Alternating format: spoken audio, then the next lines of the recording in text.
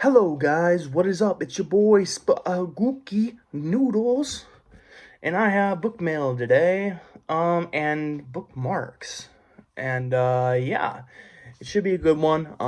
You've already seen one of these books like several times, so I apologize, but there's one new one that I got, and yeah. So without further ado, let's start with a new one. I already put a bookmark in this one because I intend to read it very soon. But it's The Dover Demon by Hunter Shea. Or Shea? Not really sure. Um, Dover Demon, if you don't know, is I believe, a cryptid from Massachusetts. And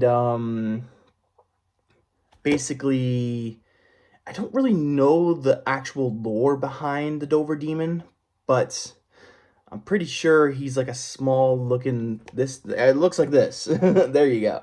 Kind of looks like a mix between Slender Man and an alien. So, yeah. So maybe Slender Man without the skin. Maybe. Anyways, let me read the back for you guys and then we'll go on and move to the next book. So here we go. The Dover Demon is real, and it has returned. In 1977, Sam Brogna and his friends came upon a terrifying alien creature on a deserted country road. What they witnessed was so bizarre, so chilling, they swore their silence. But their lives were changed forever. Decades later, the town of Dover has been hit by a massive blizzard. Sam's son, Nicky, that's me, is drawn to search for the infamous cryptid, only to disappear into the bowels of a secret underground lair. The Dover Demon is far deadlier than anyone could have believed, and there are many of them. Can Sam and his reunited friends rescue Nicky and battle a race of creatures so powerful, so sinister, that history itself has been shaped by their secretive presence? And then there's like a bunch of quotes here by other authors and reviewers, just praise for the book. I have it flipped to the page where it describes what the Dover Demon is before. It's like a little prelogue, not prelogue. You know what I mean. Just letting you know what the Dover Demon is before you hop into the book. I would like to learn more about the Dover Demon, so I'm going to read that part. But then it goes to chapter 1. It's got headings like this. So it's not like the best looking formatted book. But I'm looking very forward to reading this. I even got my John Wayne Communale bookmark in there. I'm looking very forward to reading this one. I'm probably going to read it after either Undertaker's Moon or by Ronald Kelly. Or I'm going to read it after the other Hunter Shea book I'm reading called Jersey Devil. And that's probably going to be an issue now that I think about it because, reading about two cryptids by the same author might get a little confusing if I do read them side by side. So maybe that's not a great idea. Maybe I should just start one over the other. But, yeah, The Dover Demon by Hunter Shea. I think this is going to be a great book. I cannot wait to read it. And, yeah, so without enough blabbering, let's hop into the next book, which is Bloodkin. Yes, you've seen this before on this channel. I've done reviews. I've done multiple book mails with this book, and this is no different. This one actually came in good condition, though. Look at that spine. It's almost perfect.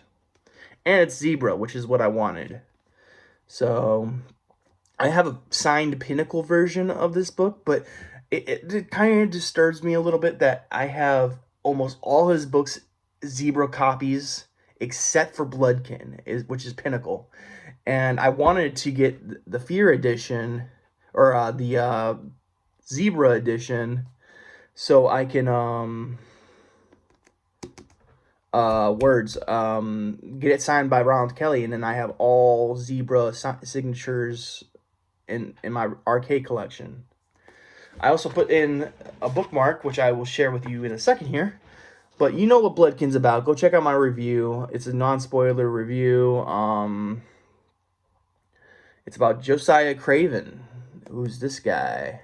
He's a badass. vampire. Although some of the things he does in this book is kind of despicable. So, but I really love this book. One of my top 5 favorite books of all time. Ronald Kelly has this way of writing that just I adore. It's mwah, such good writing. I'm not gonna read the back for you guys, but go check out my review if you want to know more about it. And yeah. All right, next we have this thing, but I have it set aside here so I don't have to pull them all out. But I got bookmarks, and these are my own personal bookmarks that I'm going to be selling. So it says Gray Horror on one side, as you can see. Ooh, marvel at that. Then on the other side it says Attack of the Dog Man, Nicholas Gray. I really like how these bookmarks turned out. And I'm going to be giving these out at the convention to support or advertise my newest book that I'm working on. I'm probably going to give these out maybe for free or maybe with the purchase of a book. You get this. I don't know. I haven't really decided yet. But yeah, this bookmark is badass. I bought like 100, versions, or not versions, 100 copies, or I don't know, copies seems like a wrong word to use here. About 100 of these bad boys. So yeah, I'm very excited to release them into the world. But that does bring me to the end of this video. And I did want to say real quick before I do leave that I'm still working on Attack of the Dog Man. I'm still working on 9 Lives. I'm still working on a lot of books, It's just I periodically go through books and like I'll go with one and then I'll hop to another and I'll hop to another because I have the attention span of a weasel. I don't know how good a hamster. How about that? I imagine hamsters have really bad attention spans. Well, what about a goldfish? I know they do.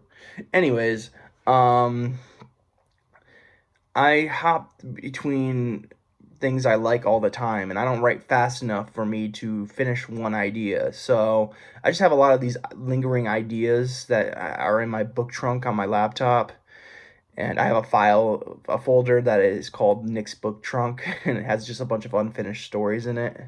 And lately I've been doing a lot of novellas and not finishing a lot of novellas. So, but 9 Lives and Attack of the Dog Man, I hope to finish soon.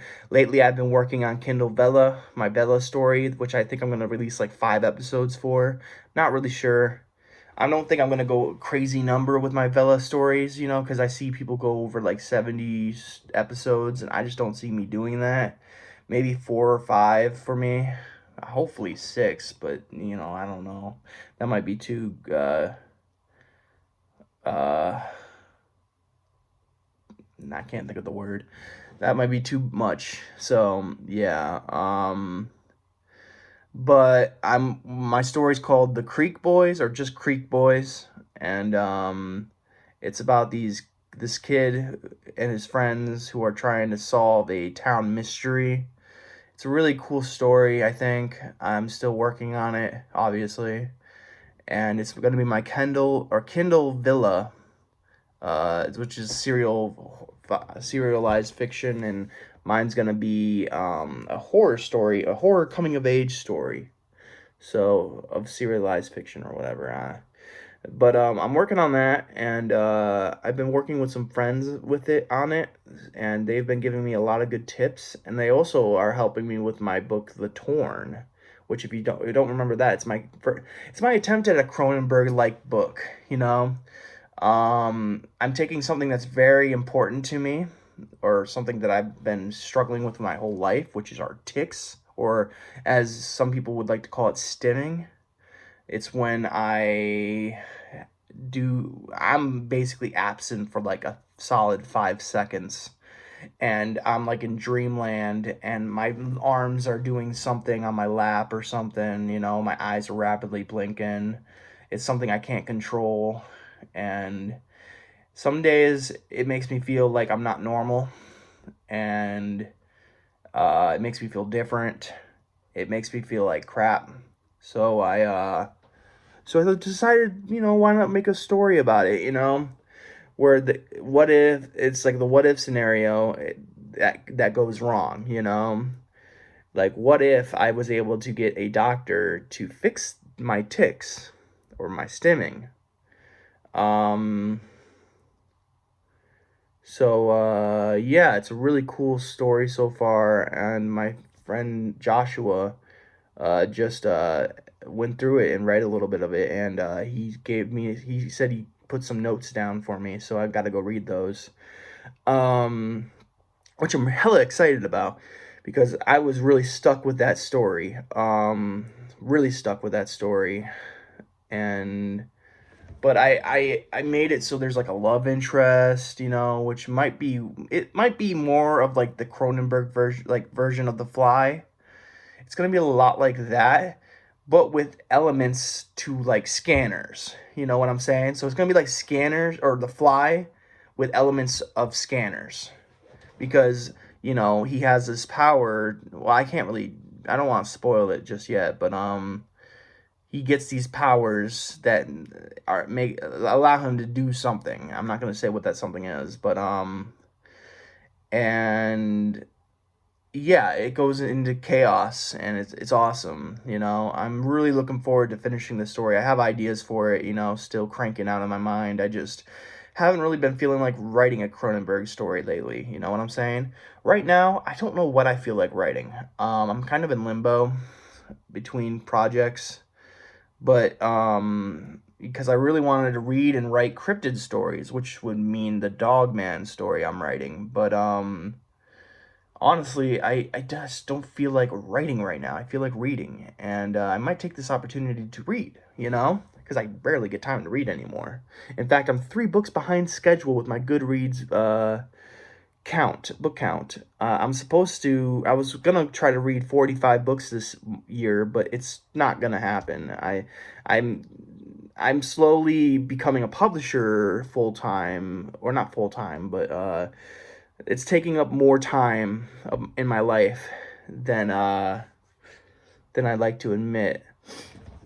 Um, but being a publisher and being a writer gives me very little time to read and also work.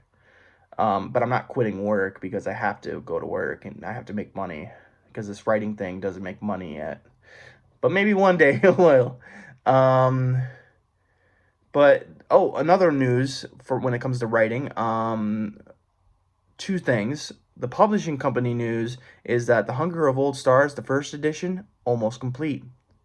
I'm looking very forward to that book. I think it's going to be the best book we've released so far, and we released only one, but it was a really good book. So me saying this one's going to be better is saying something. But don't take my word for it. Buy it and read it and see if it is good for yourself. But if you are into cosmic horror, that is. And then personally, I have Grey's Anatomy, which is a short story collection. That's almost finished. I'm hoping to get it published before May comes around because I want it available for my convention. I'm hoping to bring 3 books to the convention. Well, not just 3 books. Like physically, I'm bringing like 60 books with me, but I'm bringing 3 copies, and that would be the Chihuahuan Centipede, Gray Matter, the revised edition, and then Grey's Anatomy.